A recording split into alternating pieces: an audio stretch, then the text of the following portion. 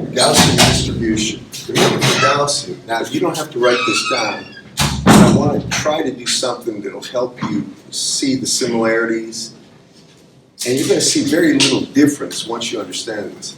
For Gaussian distribution, you have f of x. X is the random variable. And it's going to be equal to 1 over square root of 2 pi sigma x. Now that is going to be the sigma associated with this variable. Then it's exp minus the quantity x minus x bar squared over 2 sigma x squared. And that's true from minus infinity to infinity, generally speaking. What we did when we calculated a lot of things, I mean, your calculators actually don't require that, but normally what they did is they created a variable z, and that was equal to x minus x bar over the standard deviation. That's what you do if you're going to look up tables. Do you all follow me on this?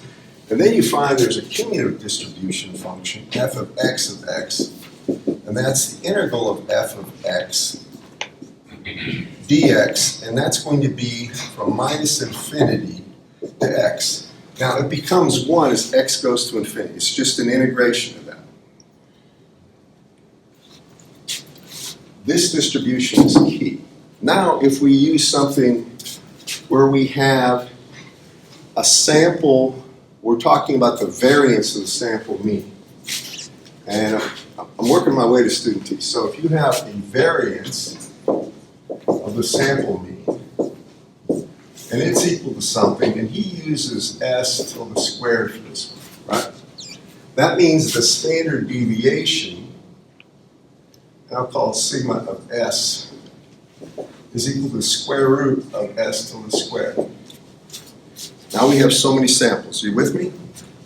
And if n is large, well, yeah, large, you can do this. For n large, here we're going to assume we don't know the actual standard deviation, but we do know the true mean. Did you all read through this section? Yeah. Some of it's confusing. That student t distribution, your calculators probably have a function that will do that. I found MathCAD has a function that will give me both both the density function for the student t, and we'll get there in a second, the cumulative distribution function, or this, basically right here for the student t, and it would give me, if I had a probability, this is the probability, say for the q percentile thing, if I have q, it'll give me the value of x that I need to be at so that I'll have that percentage. Do you follow me, class? And from there, if you have this, you can get one-sided, two-sided, anything like that, once you have an understanding of how this all works. So if n is large here for this thing, then you're going to get a density function, f of x, and I call it hat, x hat here, and it's going to be, I think I'm going to run out of room here. Let me just move this.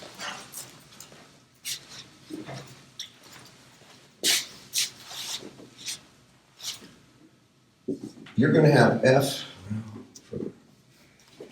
the density function f of x hat, and I'll just call it x hat, is equal to 1 over the square root of 2 pi, but now this becomes this standard deviation of the sample standard deviation. Do y'all follow me, class? It's no longer, because we don't know it, and it's going to be exp, and here it will be x minus x bar, but this is actually, this variable goes there and it's squared over 2, and then it's s squared. So that is the actual variance of the sample mean. Now, for this function, if you want the cumulative distribution function, f of x hat of x here, technically it's going to be the integral from minus infinity to the value of x hat here, of f of x hat x dx. But what they do, if you take a look at how this is structured, what they're going to do is call the variable, or what Denny does and the book does. He's going to create the variable.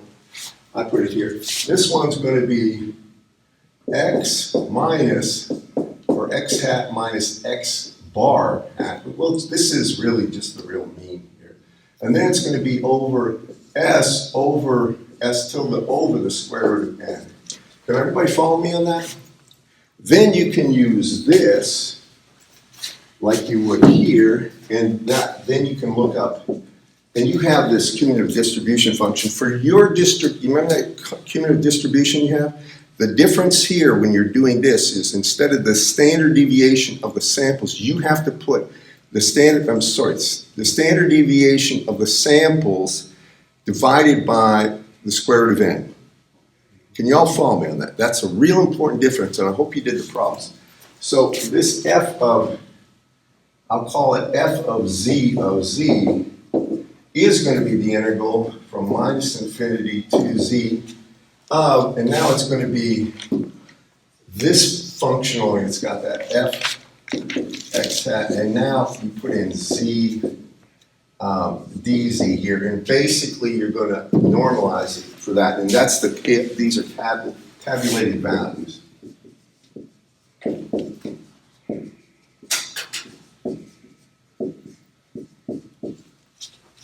Big difference is this, instead of the standard deviation, which was here or here, now we take the standard deviation of the samples, divide by square root of n. Remember, this has to do with the density function for the mean, not the variance, just the mean.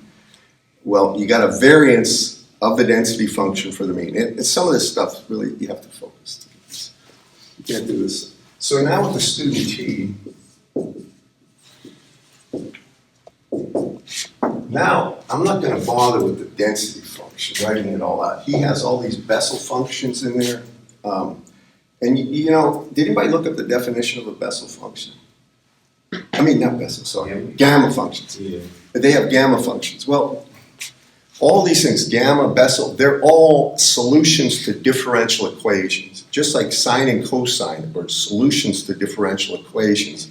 And they're interpreted as some geometric property of a right triangle, either the adjacent or opposite side or the hypotenuse. But gamma functions are a little different, and I know Bessel functions solve cylindrical coordinates. I'm not sure, actually, right off the top of my head, what the gamma function solves, but it is something that was born out of a solution to a differential equation. It's a closed formula. So here for student t, you get an f, and I'll call it a t of t, and he has all these gamma functions and stuff like this. Your calculators probably can calculate the student t distribution. Typically what they have is the value of t, and they'll have v or something of that nature where v is the number, call it degrees of freedom.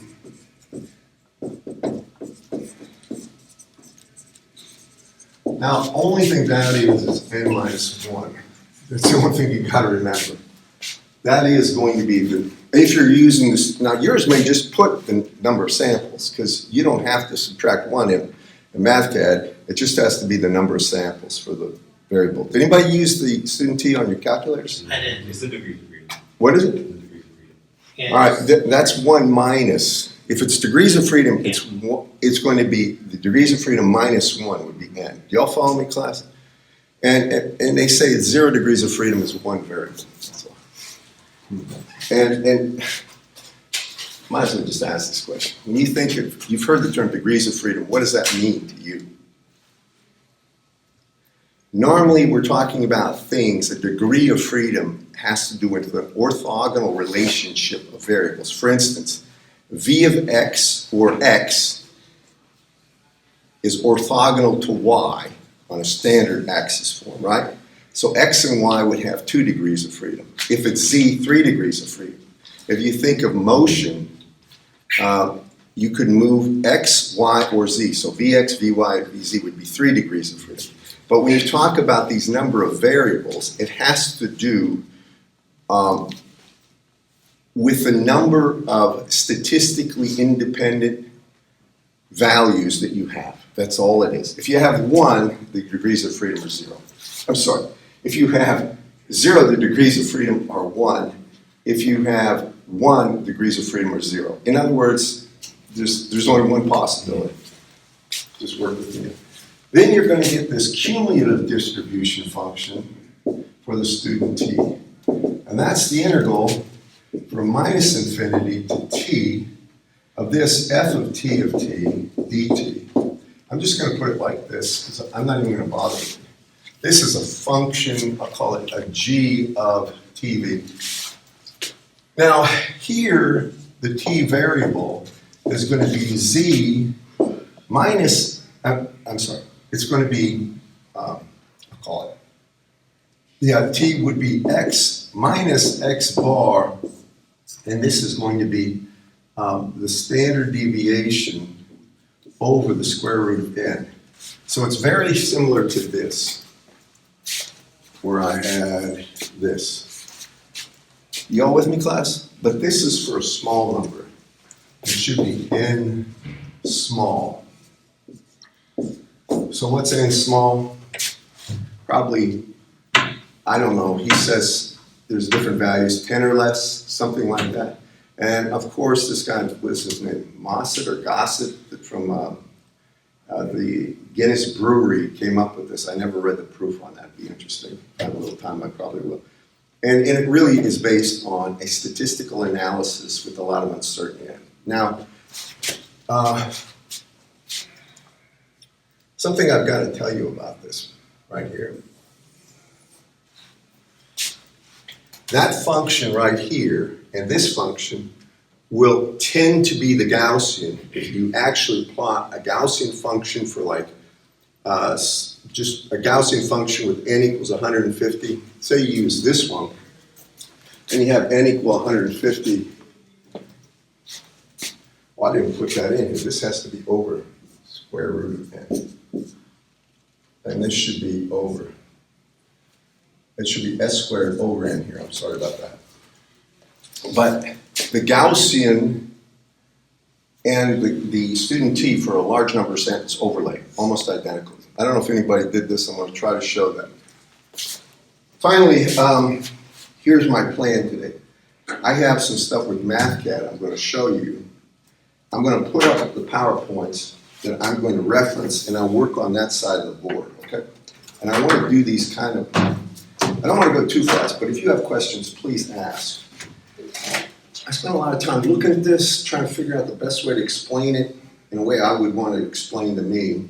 It's not always the easiest thing to do. But those no sets of Denny's help.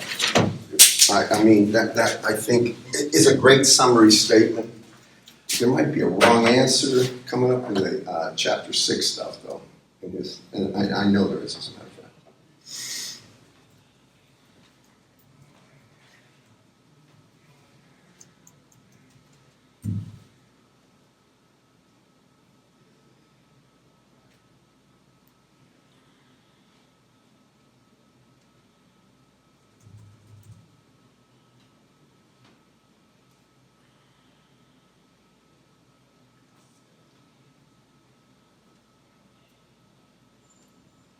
Something else I'm going to tell you guys. So I've been thinking about this. Normally I'd never do this. But for the final exam, because if I create a formula sheet, somebody's going to feel, well, I don't need those formulas, I need these formulas. I've always had this happen. Formula sheets, you didn't put the formula down for that. Usually I tell them what formulas I'm going to give well in advance, but I forgot that formula. So I'm going to do this. I'll let you get 2 3x5s for the final exam. I hope you all hear me now. And both sides. You can put any formulas you want. But the only thing I'll give you after that, I'll put down, let's see. I'll give you the Rayleigh, that standard deviation and mean relationship for Rayleigh on the board. And I'll give you, I gotta think, there's probably 1 or 2 other little tidbits I'll give you, but you're responsible for owning the formulas, and don't come to me afterwards and say, I forgot to write that formula down. So it's on you after that point. But if you've had me before, you know I almost never, ever give you any opportunity like that. This time I'm gonna. Thank you. And the reason is, that's especially some of the students, I know you got calculators to do this, but remembering what to do, like making sure T, oh, I gotta plug this in.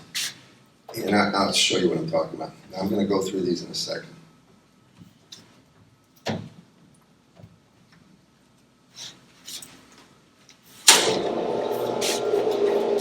I'll work on that far board, and I may work here too. But coming on.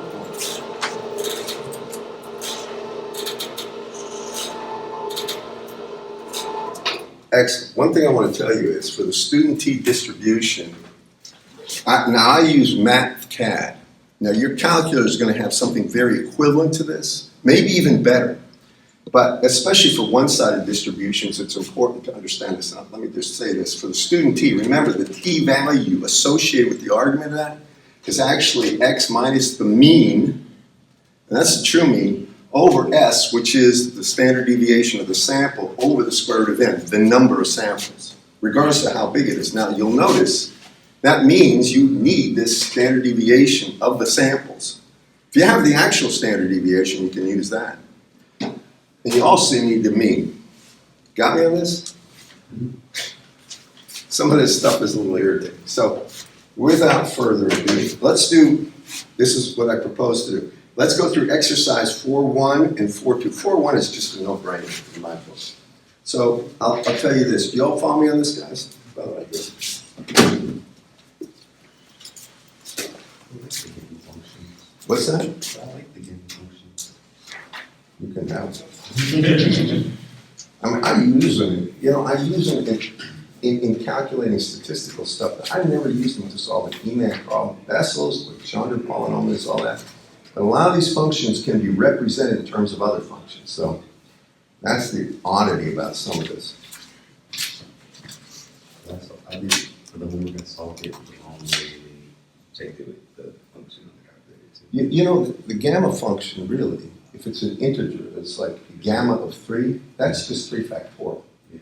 And if you look at it, gamma functions they have values for complex arguments. If you have 1 minus j2, it has an argument, it has a value. It has to do with conformal mapping too. Anyway. You didn't really do that the first time I saw it. I couldn't. Was that in mathematics? TPDF. Did you get that in mathematics, or in the math courses, or did you get it in engineering? Again? Yeah. This is my first time seeing it. What? This is my first time seeing it. The gamma function is usually, if you take advanced engineering mathematics, they'll do all the special functions, gamma, Bessel, Legendre, everything. It's very, very helpful to get a course like that early, like in your junior or senior year.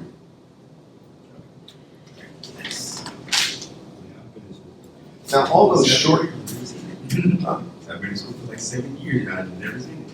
No, well, if you don't take the advanced engineering, see, this is something they don't prepare you for. If you're given an opportunity to take electives, a lot of people, well, that's a tough elective, I don't want it. It's the stupidest thing. That is a tremendously empowering thing. If you get that, all of a sudden you got all sorts of stuff makes sense. I've learned that lesson. I had to take it, and it was one of the better courses I've ever taken. So here you go. You know what we're doing? Now you don't need to do this, but these are straightforward calculations, and I'll show you the way I do it. So this is exercise what? 4-4.1. Now if you got calculators, can you just do this with me to make sure you don't mess up? So it's exercise 4-4.1, and give me, what does it ask for? The value of the student T distribution? Calculate the probability density function for the student's T density for T equals 1 and for 4 degrees of freedom. All right, so D is the degrees of freedom. It doesn't matter, it's simple. So D is 4. Now, this has degrees of freedom. That's three samples, right? And for this one, T equal 1. T equal 1, yeah. Well, actually, I can just.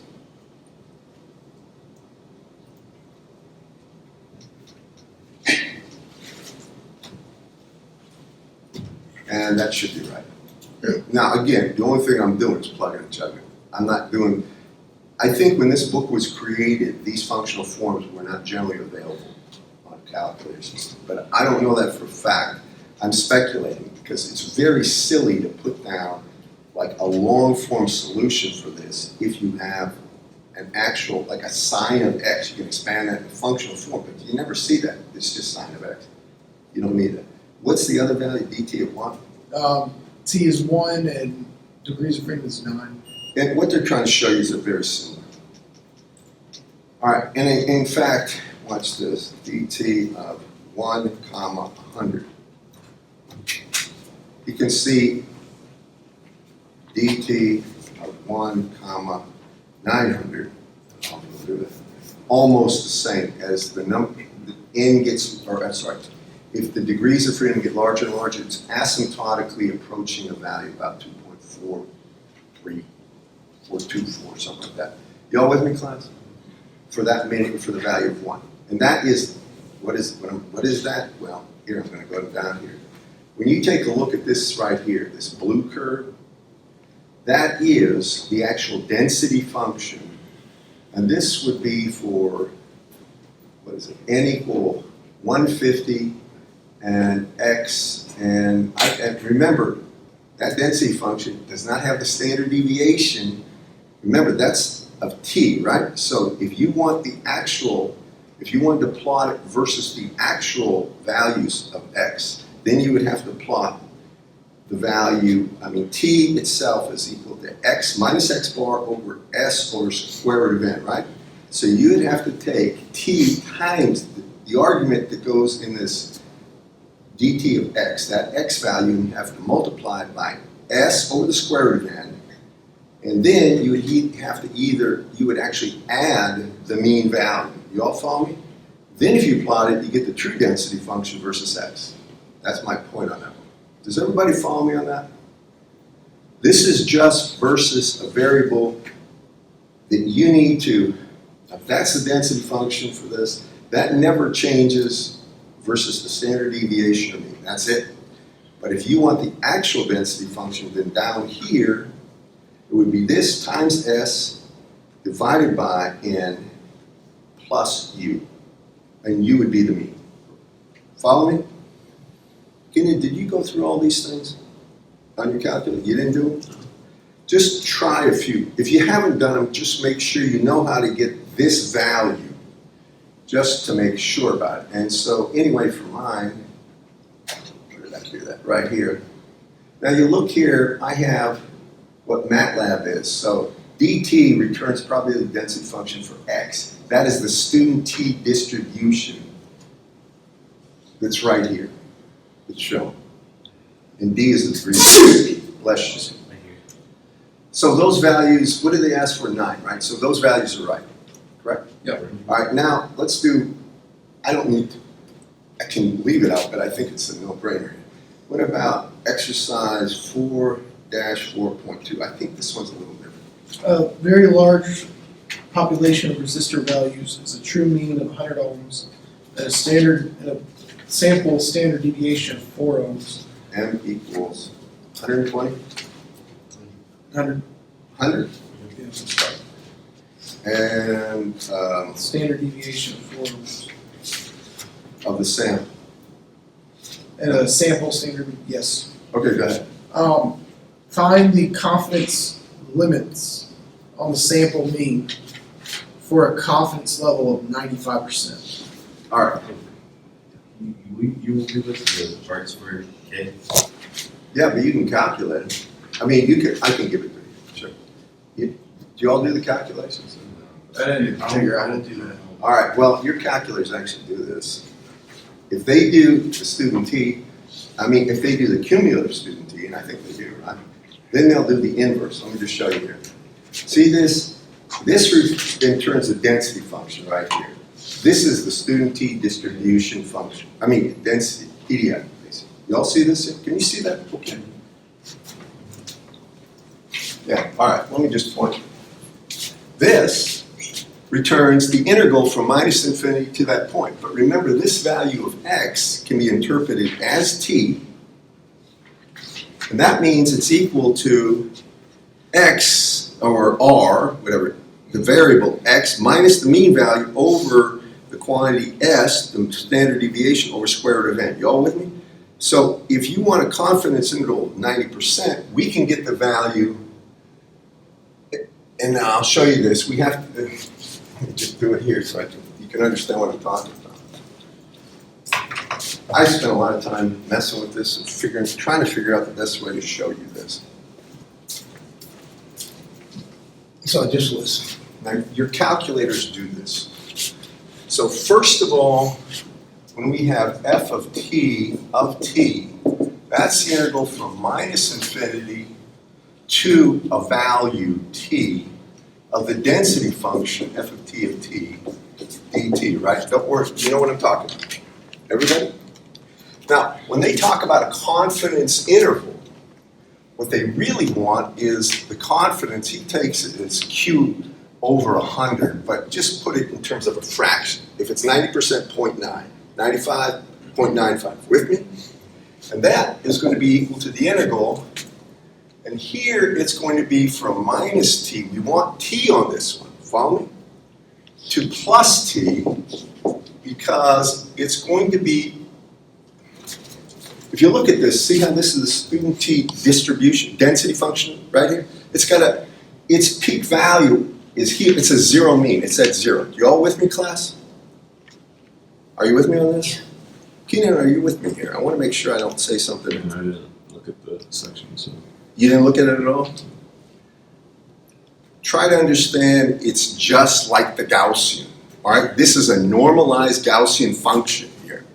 So if we know that, and we want 90%, we want to integrate from the lower part here to the upper part, so 90% of the area, or 0.9, is in between those, right? So we go from minus t to point t of this, basically the f of t dt. Now, follow me on this. It's James, right? Yes. I at times mess up names. With me? Okay, what is this really equal to?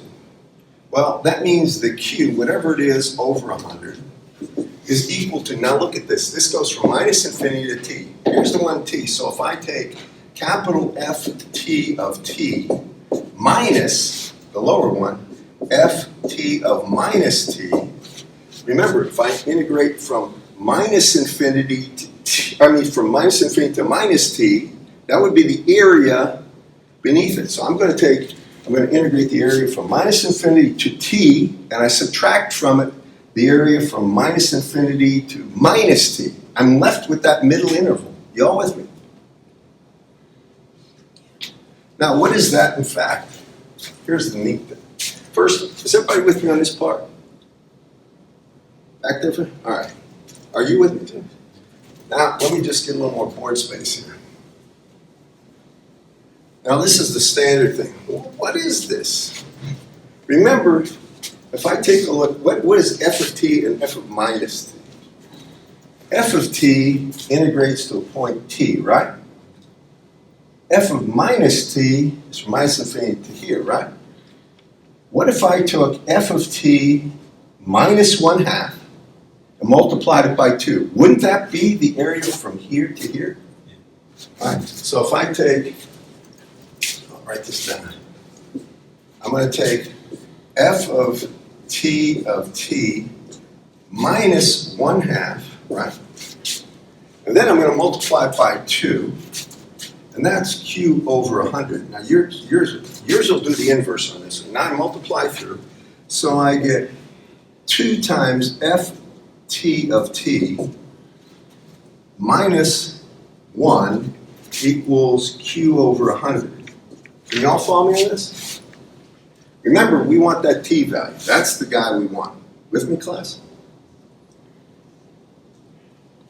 Why do we want it? Because once we have t, we have the value of r minus r bar over the standard deviation divided by square root of n. You all with me? That's the key thing.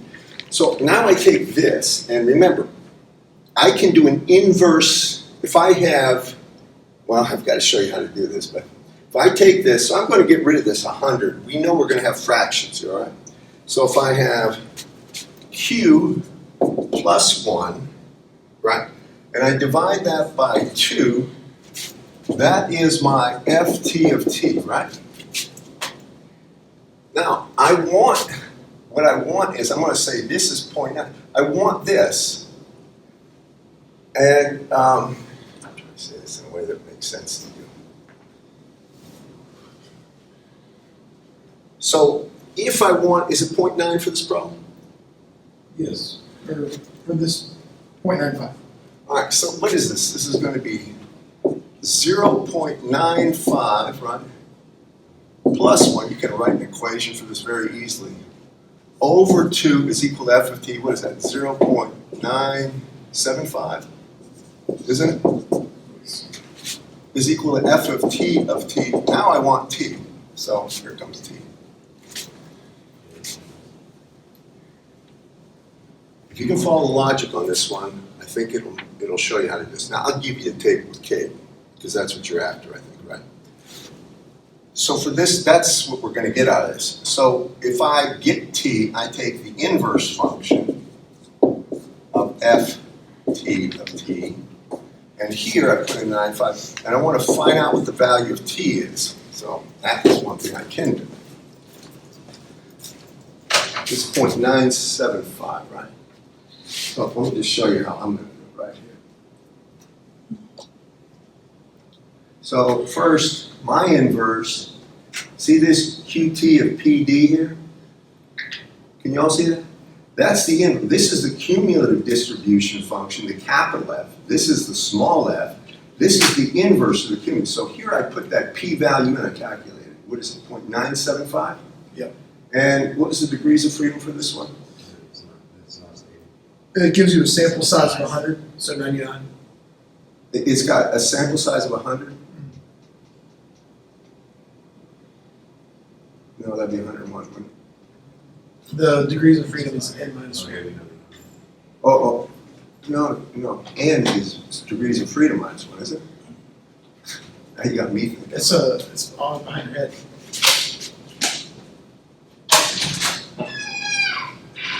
You're right, I'm sorry. I think I said that wrong earlier. You're talking about n is the degrees of freedom plus 1. You see you're saying Yes, n. yes. So, all right, so anyway, let me try this. So if I take qt, now p is 0.975, right? Try it on your calculators. Yeah. And the degrees of freedom are 99, right? Is 100, n equal 100, correct? Actually, that is the degrees of freedom that go in there, so I just put 100. It's not n in this case. He asked for the degrees of freedom, so I just plug that in there. Now, I don't know what you're calculating. So this, On gives his me- confidence. He's asking for the confidence limits for single or double? for, doesn't say. The answer is given you between double and 2. What's that? Give me the thought of the Yeah, it's giving you a range. But My calculator, I found the function for it, where it just gives me yeah, I mean, my inverse t is 1.98, but the, I mean, it's different than the higher, but it's the the k value that from the chart is 1.96. I was looking up the immediately. This is 0.95? 0.97. Yeah. No, I mean, what was the original? Yeah, it's 95%. So it's 0.95. So let me see something. Standard deviation, the sample size.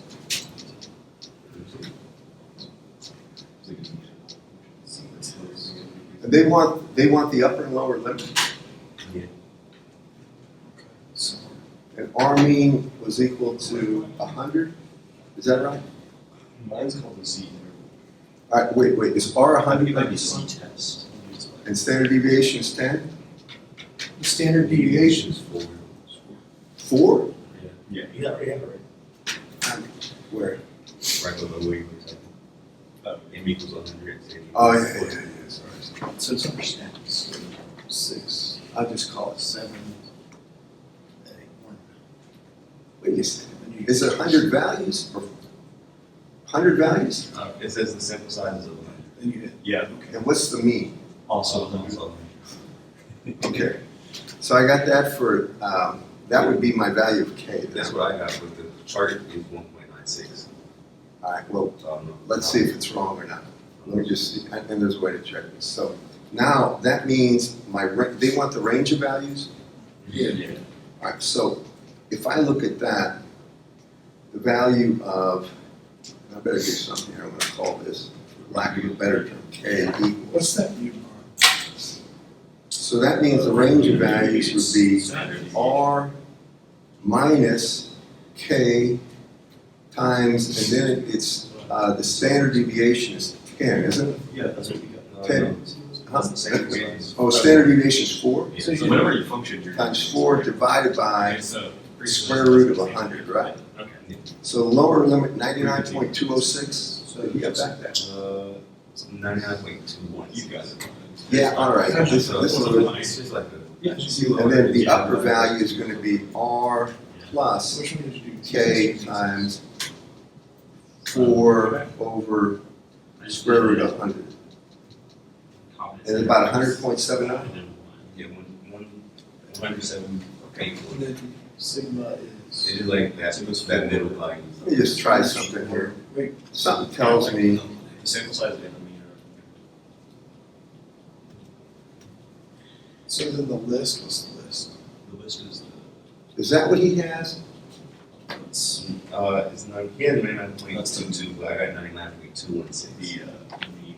So both of those are. 216? And frequency. I got 99.206. Yeah. I mean, when I do it on the calculator, And sea and level the inverse is. t function, I get the same k value. What's that? I get the same k value as you when I do my inverse t. Much according to the chart in the book, it's 1.96 instead of 1.984. It should be identical. This is for student T?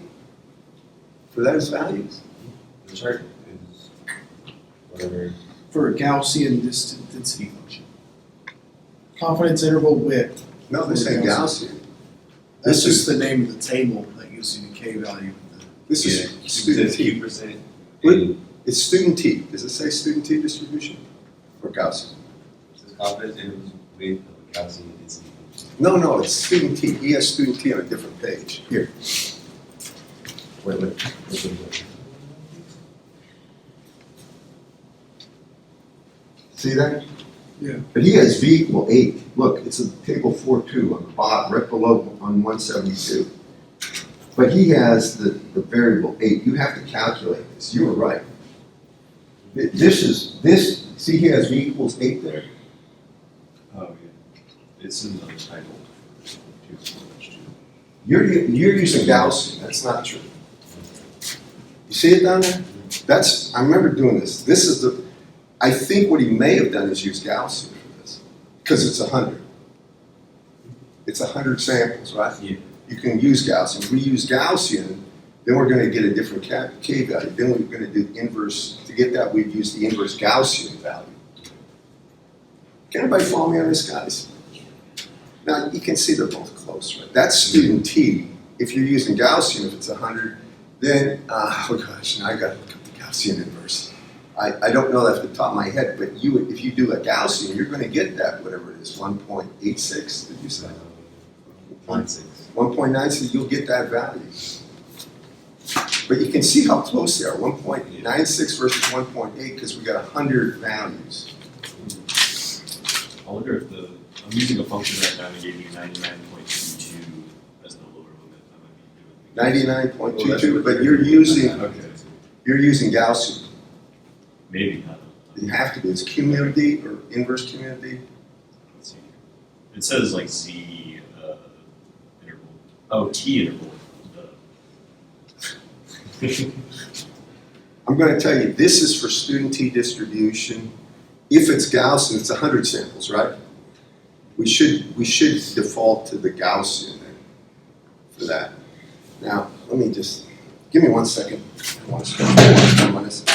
But I'm trying to make this, well, actually, let me ask you this. Does everybody know in your calculators how to get the value of K if you have Gaussian? Yes. Well, we have Gaussian. If you have, we have 100 samples, right? 100 samples is a large number of samples. You can default to the Gaussian distribution. You don't have to use student T. Matter of fact, very quickly, We have a function to find the inverse. yeah, but he didn't use that because he's using the Gaussian because it's 100 samples. I'm convinced of that. Yeah. Give me a second, I bet you we get the right answer exactly. We're close.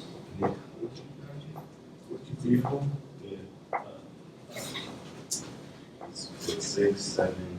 Seems like, yeah, you go to statistics. Is it T-test? Oh, is that on test? Escape. Okay, you go to confidence intervals. Oh, this is normal These are the distribution, so I need to get this. Okay, Oh, okay. and then the list. of I'm gonna frequencies are the post same this, guys, and listen, if you,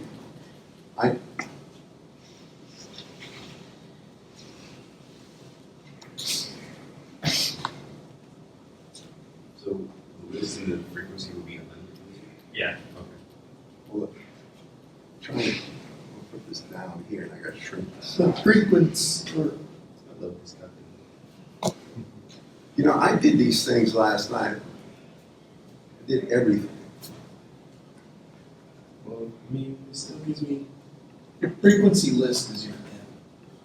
Yeah, I mean, what I'm saying it still gives me as if I use 4.96. All right, so hold on. Here, this is what I should get for K on this one. Q to Q norm. Now, the probability was, the actual probability was 0.95, did you say? Is that right? For this one, 0.95? All right, and the mean was 100, and the standard deviation was 4. Yes. So, wait a second. It's okay, we can move on. Give me 1 second on this. Standard deviation or variance? Standard deviation.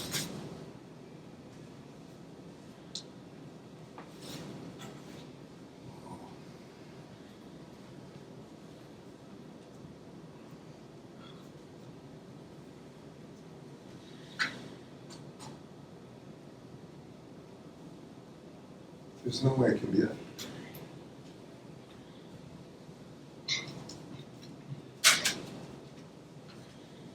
What did I do wrong? Inverse, I typed that right. Q N O R M of P. The mean is 100, you say. And sigma is 4. K can't have a value like pick.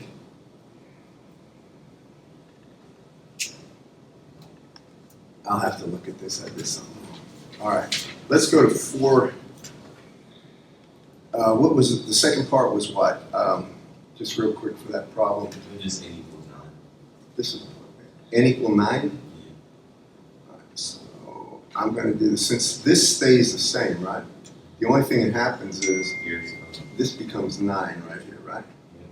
Y'all follow me, guys? I know I'm trying to hustle, but I did these and they came out right now. I'm doing this from scratch. I didn't save that one. So I got 97.355 and 102.645. Is that right?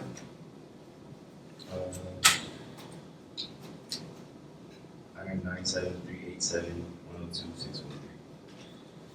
6. 1. Because he has to use. What?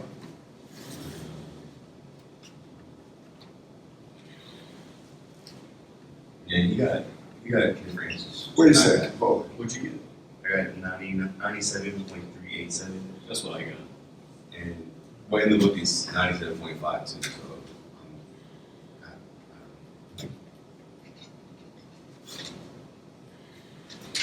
This is right here, I think. You're really close. Yeah, they're Yeah. all really close. So you got a lower limit of 118.949? Yeah. Wait a second. Oh, wait, that's second. 117.113? Oh, you did. Oh, this is problem, never mind. This Yeah. is a different one, sorry. For what problem? First of all, was K the same for both of these? It doesn't give me a K value for how No, I mean, you have to calculate, right? I And mean, I use student T to calculate. If you use it with the, if you use the table in the Gaussian table for the first one, what's the value for K in the Gaussian table for the first one? 1.96. 1.96, and it gives you the right answer for part A, but for part B, it doesn't give you No, because it's student T. All right, for part A, there's 100 samples, right? Mhm.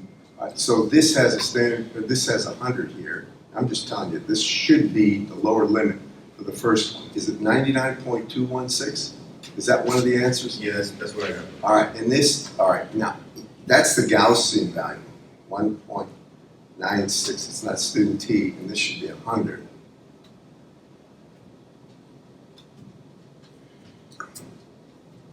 And this is the upper limit, 100.784. Is that right? All right, now for the other one, now we need the student T value, right? Bless you. And that value is the right K. I think I got the right K for that one. I'll put back the K here. And what is the standard deviation? It's still 4, right? But this is 9. Is 9 is the number, or how many samples? Yes,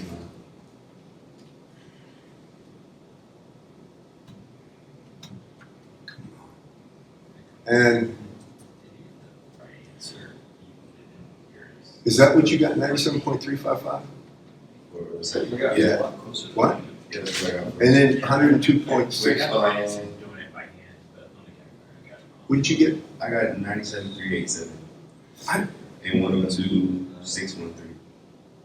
And you used, I used 1.96. for K? Yeah. I got 1.984. And his answer is 97.52. So. This is, the second part should be student T on both. Yeah. But he doesn't give you the K value for student T. You gotta calculate that. And That's if what you- I, But if you use the 1.96 on the first one, you get the same answer. So like you use yeah, that on the but second one. that's the value for K, if it's Gaussian. For the student T, that's, my whole point, this is 1.984 for the student T distribution for K, based on that. This is what it will be if you're using that value of K, right, for the second one. Definitely. And then, if you're using Gaussian, it's 1.96 for the first one, and then there'd be 100 instead of 9. And we got exactly the right answer, it'd be 1.96 for K for the first one. Okay. All right, enough of that. What's the second part of this? Let's go to the problem. There is no second You part, can is do it there? on this one too. Keenan, is there a second part to that problem? Yes. No, that was the second part. All right, let's go to the problems.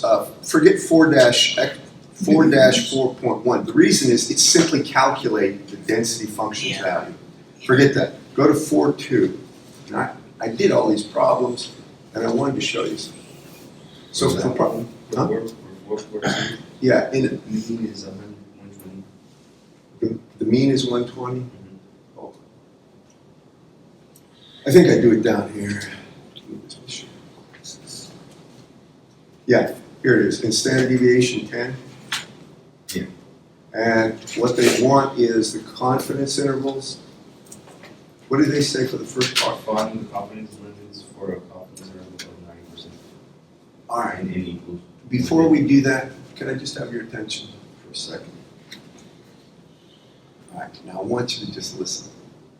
Remember, this student T distribution, right there, is what I'm showing you. I'm calling it f of x, and x is the t. I could put it t if it's needed, but I'm going to leave it as x. So x is like t in the argument. But remember, that variable has to be adjusted for the mean value, right? You have to take x, that's what you're looking for, minus the mean over s square root of n. You all with me?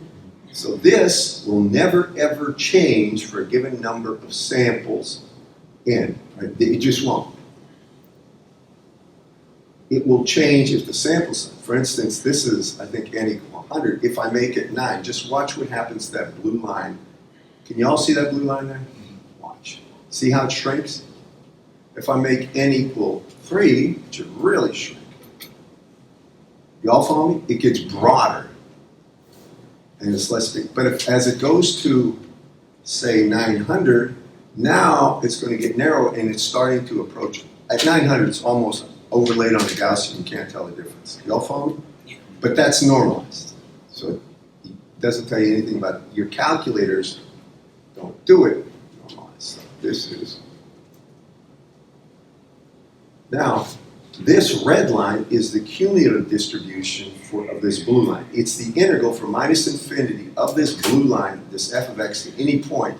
It has to asymptotically approach 1, or it'd be a messed up thing. Y'all with me? All right, now for this problem, I'm going to do 4-4.2, but for that one, this is 4-4.3, problem 4-4.2. Here, everything's the same, the mean, right? And is the probability 0.9 for that one? It's, yeah, 0.9, and it is the 150. All right, so you got n equal 150. Right. N equal 150, and they want, and the standard deviation is still 10, right? Yes. Well, that was the way I should have done it. And they want the value of, the range of values for a 90% confidence interval, correct? So what I'm going to do is I'm going to basically do this right here, and this gives me the value of t, right? But this is a cumulative from minus infinity to that point. Can you all follow me on that? But, hold on. Better be careful with this one. I don't want to make this.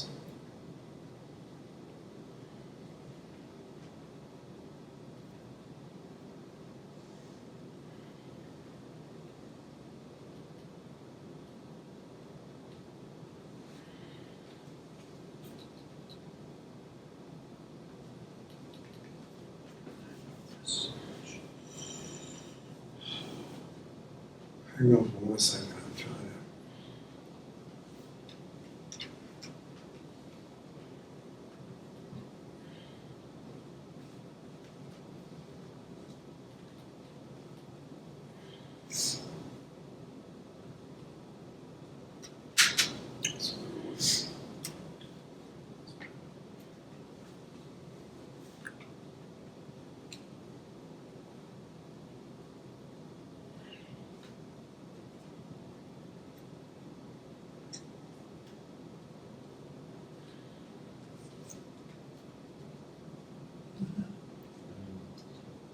So this is your reading. This is, And frequency is, Is the same as Okay. So for 4, maybe it's I got the this. same as for either Z or T. Z. All right, so this, if you remember what I put over there, I said that the actual cumulative distribution function, if it's single-sided, this one is single, I'm sorry, it is from minus t to plus t, pardon me, it's that integral in the center, right? And I put that somewhere over there that it's q plus 1 over 2 is t value, right? So if I look at this and I want the inverse for qt, pardon me.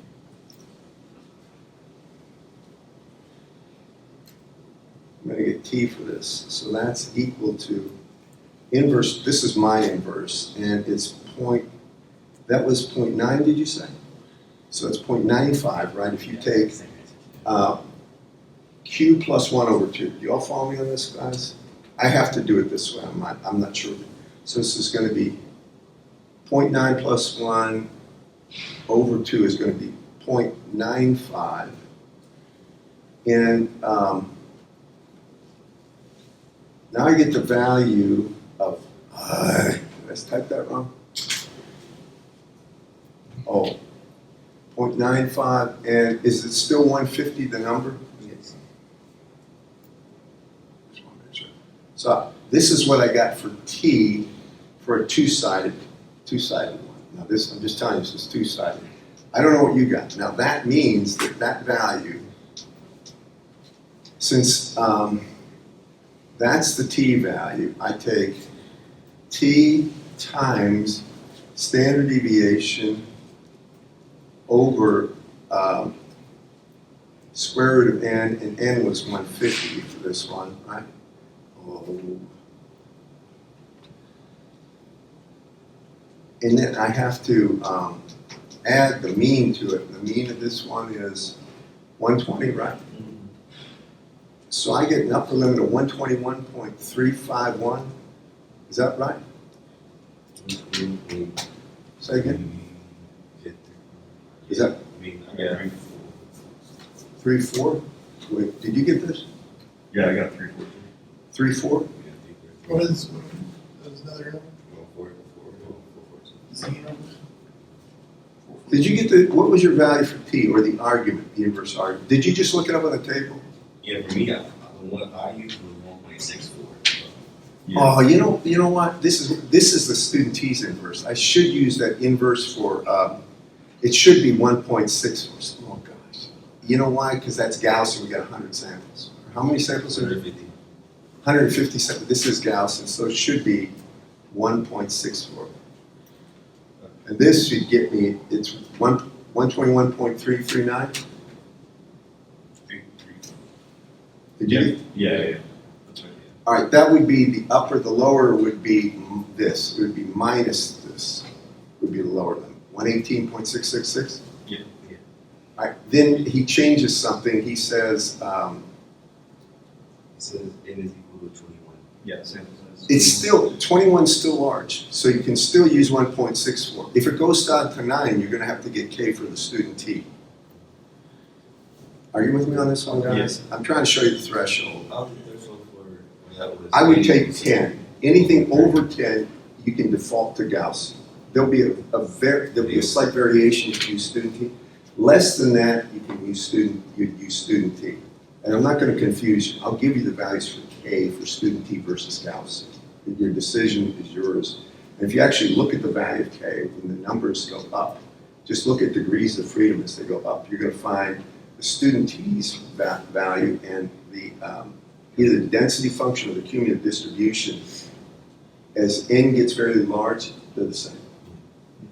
All right, so that's this. That's 4-2, and when n equal, or what do you say when n equals? Is it 9 in the second part? 21. Now it's just going to be the same. Only this goes to 21. Yeah. This should be the lower value. 116.421. Class. Yes. All right, and the upper value is just going to be plus t, so we got that. Do you agree with this, class? Yeah. Cameron, do you follow me on this? A little bit. Did you do these? I got confused in this part. What I'm really trying to say is that if you have a large number of samples, default to the Gaussian values, but you still have to see the argument, the inverse for the Gaussian. Yeah. And I'm not, by the way, are you guys using, you put in the mean and standard deviation for your inverse? You do this? Okay, so you don't have to do this normalization that I'm doing. Yes. All right, I've got to normalize it this way. Anyway, hang on. The last, that was both parts of that problem, but for 4-3 is the interesting one. Now it's single sided. And I'm not a solution for it. Well, there is now. Yeah, there is, isn't there? Well, there is. So now he's saying single sided. Just listen to me. On yours, you can do this. Now, we're going to do it. First, you can use for the Gaussian. I thought they had this one. Yeah, they do. In the copy we have, it's not like scanned past 442. Hang on. That's just ours, isn't it? Yeah, I'm sure in the physical one it goes to 443. Yeah, yours goes further. Say that. Yeah, because we don't have to have the 5. We want to have 5 or 6. You're going to have 6 in a second, but I want to just send this one to you. Come on. The reason I'm doing it right now, I don't want to forget this. So I'm just going to snip that. I'm missing Bradley today, and who else? That, my God, it says over there, right? Okay. True, it does. Yeah, what not? We have 10 now? Ah, 3. I'm 10 with right. He's probably doing something else. I So what, All right, I'm gonna just send this to everybody. That way you have it. Thank you. Anything, and send me a message to send you the solutions for chapter 16. I'm not even gonna have time to get that, but I'm gonna finish this problem. So for this particular one, now here's the deal. Now the 0.9, the Q value, just listen to me. It has to go, and he puts in the X bar minus K times standard deviation. So he's doing it the formal way. This is Gaussian for the first one. It goes from that point to infinity, and it has to be 0.9. So you do the inverse of this, and I don't know how you do an inverse on your calculators, but I did this one. And you're going to get this value for it, and it's going to be the actual. This is K sigma or square root of n for this. This is for n equal 150. Now I'm going to show you something. And I did this one. I did them all. For this one, for the first one, where you have n equals 0.9, Q is 0.9, N is that 150? Let me just see. Yeah, 150, is that right? for 3? 4-3 part A, or the first part.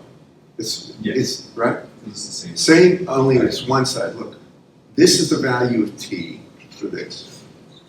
That means the upper limit would be U, the mean value minus this would be the upper limit, because it's going to be minus T times standard deviation over square root of n. Do you follow me on how to get that? And I get 118.949. Is that the answer, by the way? The email hasn't gone through yet. Oh, wait, you don't have it. I'm trying to get through this. 117. No, the second one, 118. See it there? Here, look. 118.9. See it? Yeah. It is. I did these. So that's the upper limit. The lower limit would be plus, I'm sorry, it would be, this is the lower limit. The upper limit would be plus this. If I just did a plus, now you get the upper limit. And they're right. Now, now they have 21 samples. So I do the inverse of this, and I get 1323 for T. And that means for this one, the upper limit is 117.113, and you can see, I'm sorry, yeah, that's the upper limit, and I believe that's absolutely right, because I checked this. There it is. See? You can check that, but that's a one-sided value. I'll ask you two-sided. I'll give you K for that. I can't mess you up then, right? Okay, let me go through the last part I wanted to.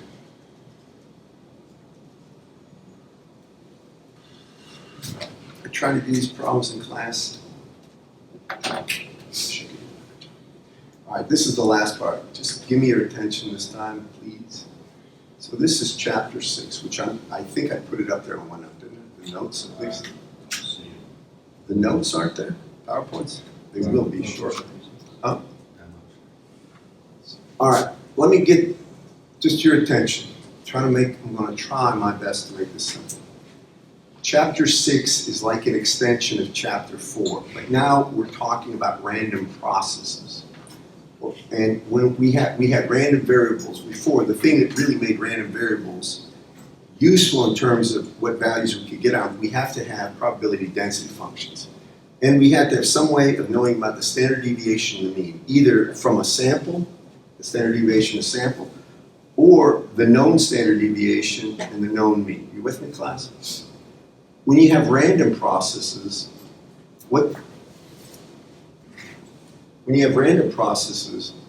they're talking about is sampling some signal, they call it ergodic, and I'll explain this in a second. They're going to be sampling the process. Now the idea is the values of these samples statistically don't matter when you take them. Y'all with me?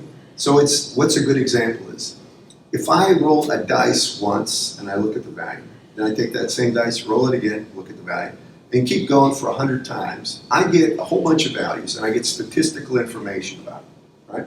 If I have the value on the die on the lower axis, say 1 through 6, And the density function, probability density function, you'll see basically a curve like this, something like a bell curve.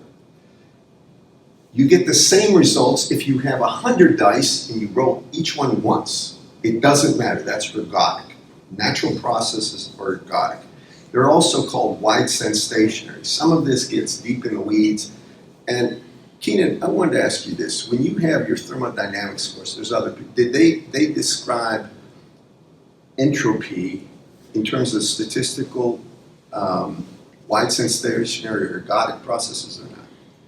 Have you heard the term ergodic processes or stochastic process? You have in what class? Oh. Defeats the purpose of the question, I might ask. Yeah, you just said it.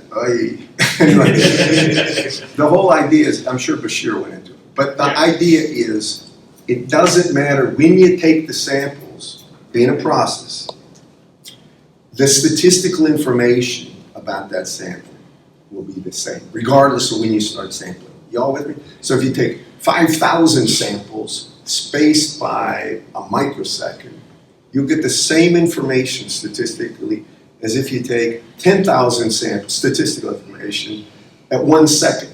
It doesn't matter, as long as, at 5,000 samples at once, you're going to get the same curve, statistically on average speaking. You with me? That's what he said. So now we talk about something called the autocorrelation function. So if you have a random process and you have an outcome of the random process x of t, it doesn't matter what it is. Think of a white noise that, without a signal from a generator. White noise is one thing that it has a statistical values. It has a statistical RMS voltage, and then it's going to have, once you have that, there's also going to be the extremes that you can find, or the limits, so the standard deviation on it. You with me, class? That's statistical information. When we talk about the autocorrelation is if you have this random process, x, and you sample it at t1, x is a random variable. So statistically speaking, it could be anything over the range that x has. Then if you sample the same process at another time, t2, and take the expected value, this is the autocorrelation function. Now mathematically, what they usually do is they take the difference in these two times and they call it tau. So it's the difference between the first sample and second sample. Well, if tau goes to 0, you're just getting an estimate of x squared. You all follow me? That will always be the maximum possible value. It's called the autocorrelation function.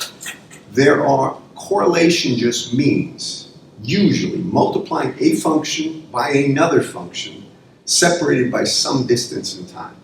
It's the only thing that matters. And if that's the case, if the separation distance goes to 0, that will be the maximum possible value. So here they give an example of this. This looks like white noise to me.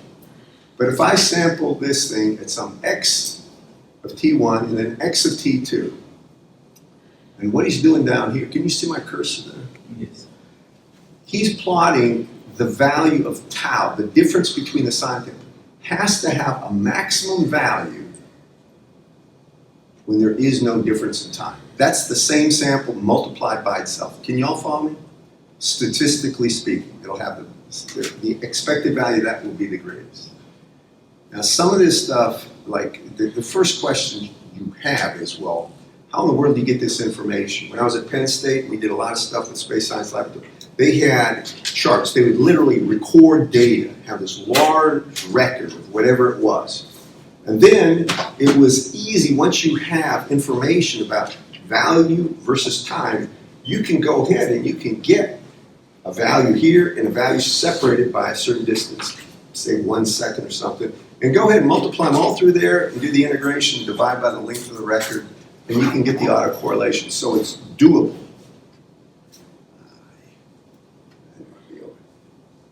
Here's another example. Hold on. Here's another example. Now, one other thing, anytime there's periodicity in the waveform. Now, if you look at this, it doesn't look like white noise. Maybe it is, maybe it isn't, but it looks like you got a sine or a cosine in there, right? So now, if you do the autocorrelation, what will happen is the periodicity that you see here will appear here.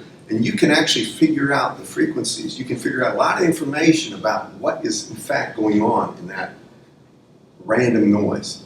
This is measured in time. This is measured as the autocorrelation where the value of the function is multiplied by the value of the function at a certain distance, and it's integrated over that entire range and divided by the length of the range to get the expected value. So here's an example. Just let me finish this and I'm done. Suppose you have x of t. Now that's a random variable. It is not a function of time. Because if it's ergodic, it won't be a function of time. All right? It is something, doesn't matter when you sample it. This is the statistical nature of this thing. It has a value of a, but a is uniformly distributed from minus 12 to 12. So that means the density function of a is going to be 1 over 24, 1 over 2 times 12. You all follow me? So if you looked at, if I take the expected value of x of t1 and t2, it would be the difference in times, right? If the difference in the times, you'll notice that this thing has a between 0 and 1 second. If the difference in time here is less than 1, it's just a times a. You all follow me? Well, if you look at that, it's expected value of a squared. So if you take 1 over 24 times a squared and integrate it from minus 12 to 12, what you're going to get is going to be 12 cubed over 12 times 1 over 24. Well, 12 cubed divided by 12 is just 12 squared, or 148, right? So 12 squared would be 144, follow me? And if you divide that, because when you integrate a squared, your dA, you're going to get a cubed over 3. If you take that and divide by 3, you're going to get 48. You all with me? So that's the expected value if the time difference between the samples is less than a second, or T1, T2, in the range between 0 and 1. You all follow me? But if it's greater than that, well, if it's greater than that, it's 0. There is no correlation because this value is 0 outside that range. 0 times anything is 0. You have to look at this one. All right, wide sense stationary, ergodic, think about them the same way. There's an example here. I'm going to ask you to take a look at 6-1.1 for Friday, 6-1.2. And then I'm going to talk about this, the actual spectral density, and I think he shows it in here. Yeah, he shows the Fourier transform. That's the actual power or energy spectral density, and that's something observable, and it tells you more about the signal than anything else does when you don't know what's out there, and I'll explain that hopefully on Friday. I'm going to give you a quiz, so good questions. What's the quiz on? It's between section 4-2 and 4-3 and 4-4. Now, another question is, can we use a note card? You get one note card. And they're going to be related to the problems and exercises we did the last 2 lectures. 4-3, 4-4. You with me? I won't give you one side. And I'll provide you tables of K, all right, for Gaussian student T. That way, you won't scratch your head forever trying to figure out how to do it. All right. I'm sorry, I couldn't get through more. Are you going to drop your lowest quiz grade? Yeah? Maybe. Depends how I feel. I better feel good. Because I could just, Huh? I could just not take it. Okay, why do you do this thing? Why? What have I done to you? I don't want to shut up anymore.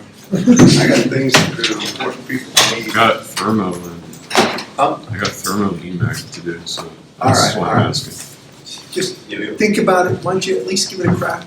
Just for the heck of it. I mean, what's the downside? You might learn something.